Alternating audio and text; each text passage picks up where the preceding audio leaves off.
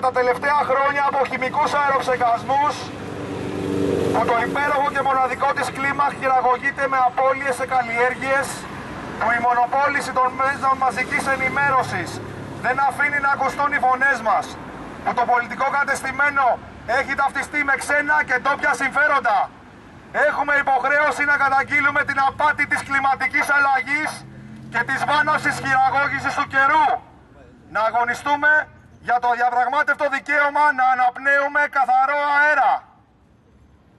Λαμβάνοντας ως δεδομένο ότι υφίσταται υπερθέρμανση και κλιματική αλλαγή, αποσιωπώντας επιστημονικές φωνές που καταθέτουν μαρτυρίες για το αντίθετο, ξένα και ντόπια συμφέροντα έχουν συγκεντρωθεί σήμερα για να ανταλλάξουν απόψεις και να λάβουν μέτρα ώστε σπουδαίοι τομείς όπως ενέργεια και μεταφορά να προσαρμοστούν στα νέα δεδομένα της υποτιθέμενης κλιματικής αλλαγής.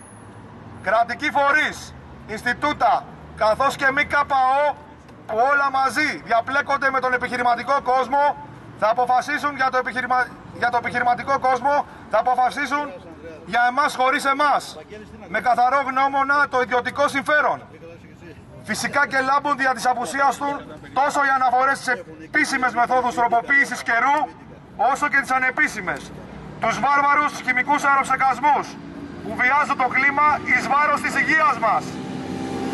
Η κλιματική αλλαγή τελικά αποδεικνύεται προσοδοφόρος για κάποιους, αδιαφορώντας για τις ολέθριες συνέπειες, τόσο στο περιβάλλον όσο και στην υγεία μας. Διαμαρτυρόμαστε κατά των χημικών αεροψεκασμών που ολοένα και αυξάνονται τα τελευταία χρόνια, αυξάνοντας μαζί την αναστάτωση στο κλίμα με καταστροφικές συνέπειες, ακραία καιρικά φαινόμενα, καταστροφές στις καλλιέργειες και τόσα άλλα. Διαμαρτυρόμαστε κατά της επιβολής της Ατζέντα 21 που υπογράφηκε το 1992, όχι μόνο χωρίς τη συγκατάθεσή μας, αλλά ούτε καν την ενημέρωσή μας. Μία ατζέντα που καθημερινά μας επιβάλλεται στο όνομα της δίθεν βιώσιμης ανάπτυξης, μόνο που το βιώσιμη αναφέρεται μόνο στις επιχειρήσεις και καθόλου στο περιβάλλον. Απαιτούμε να σταματήσει η κοροϊδία της κλιματικής αλλαγής, τη στιγμή που το κλίμα χειραγωγείται με τα τεχνητά μέσα της γεωμηχανικής και τροποποιείται εσκεμμένα για πολιτικο-οικονομικούς λόγους με τη χρήση των χημικών αεροψεκασμών. Απαιτούμε να ξεκινήσει ο διάλογος με την πολιτεία και να σταματήσουν οι υπεκφυγές για τη διερεύνηση και τη μη παραδοχή της κλιματικής τροποποίησης. Απαιτούμε καθαρούς ουρανούς. Στοπ στους χημικούς αεροψεκασμούς.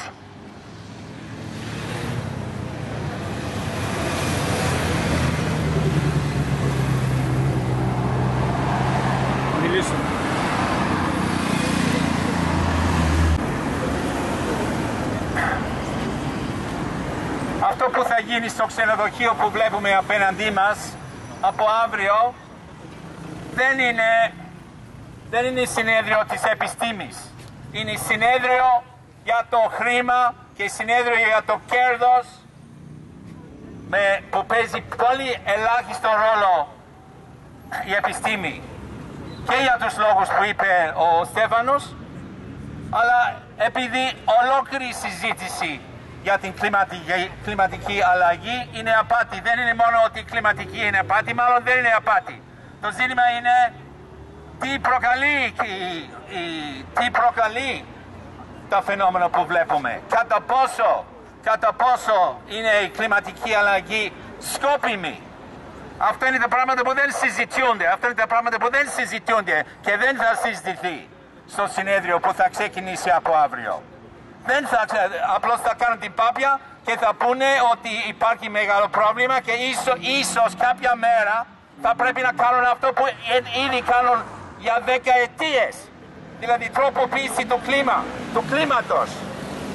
Η τροποποίηση του κλίματος, κατά πόσο αυτό παίξε ρόλο σε αυτό που βλέπουμε. Όλες τις τελευταίες μέρες βλέπουμε ότι ψεκάζουν ανηλέωτος, όχι μόνο στην Αθήνα, αλλά σε όλη την Ελλάδα και σε όλο τον κόσμο, τουλάχιστον σε ένα πάρα πολύ μεγάλο μέρος του κόσμου. Όλα αυτά τα πράγματα δεν είναι δεδομένα στην επιστημονική συζήτηση. Άρα Πόση αξία έχει αυτή η επιστημονική συζήτηση που θα γίνει αύριο? Είναι γεγονός ότι η υπόθεση της κλιματικής αλλαγής είναι κερδοφόρη υπόθεση. Και δεν είναι γεγονός ότι η άλλη πλευρά δεν ακούγεται. Η άλλη πλευρά ακούγεται, αλλά ακούγεται από άλλο κοινό. Υπάρχουν δύο κοινά. Υπάρχει ένα κοινό που διευθύνεται από τις εταιρείες πετρελαίου και υπάρχει άλλο ένα κοινό που διευθύνεται από τα κράτη και από συνέδρια, δίθεν επιστημονικά συνέδρια που θα βλέπουμε αύριο εδώ. Και τα δύο αυτά τα κοινά ενδιαφέρονται για πράγματα που σίγουρα δεν είναι η υγεία μας, δεν είναι η κατάσταση του πλανήτη, είναι το κέρδος των εταιριών που είναι χρηματοδότης τους. Και θα μπορούσαμε να πούμε ορισμένα πράγματα και έχει δημοσιευθεί ορισμένα πράγματα τώρα για τον χρηματοδότη που υποστηρίζει το αύριανο συνέδριο. Δεν θα το πω τώρα, όποιοι το θέλουν να δουν θα μπορούν να τα δουν στο ίντερνετ. Ο Μητεληναίος και σε τι ακριβώς business κάνει. Να μιλήσει κάποιο άλλος τώρα.